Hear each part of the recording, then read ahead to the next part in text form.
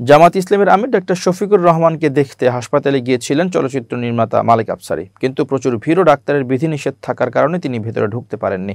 তারপরও তিনি এক ধরনের মানসিক প্রশান্তি অনুভব করছেন। শনিবার রাতে নিজের অফিসিয়াল ইউটিউব চ্যানেলে এসব তথ্য জানান। চারিদিকে সুখবর শিরোনামে করা এপিসোডে ডাক্তার শফিকুর রহমানকে নিয়ে তার আবেগঘন কথা তুলে ধরেন। প্রখ্যাত চলচ্চিত্র নির্মাতা মালেক আফসারী বলেন, মন থেকে খুব টান ছিল যে ওই হাসপাতালে যাই। আমি বেলা 11টার দিকে গিয়েছি সেখানে। ভেতরে ঢোকা সম্ভব না। কি কারণে আমাকে ঢুকতে দেবে?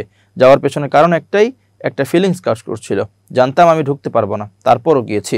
হাসপাতালের বাইরে কিছুক্ষণ ঘোরাঘুরি করে চলে এসেছি। তিনি বলেন, মন যা বলে তা করতে হয়। মনের কথা রাখলাম, তাই ওখানে গিয়ে ঘুরে এলাম।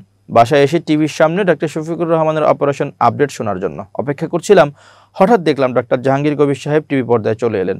যখন তিনি হাসতে হাসতে বললেন, তখনই বুঝে গেলাম অপারেশন সাকসেসফুল। মালেক আফসারী বলেন, ডাক্তার শফিকুর রহমান স্যারের জন্য আমরা সবাই দোয়া করেছি। শুধু জামাতের লোকজন নয়, সবাই দোয়া করছিলেন। তিনি সবার কাছেই জনপ্রিয়, সব দলের মানুষই তাকে ভালোবাসেন, কিন্তু রাজনীতির কারণে অনেকেই মুখ ফুটে বলেন না। রাজনীতির ব্যাপার স্যাপার তো,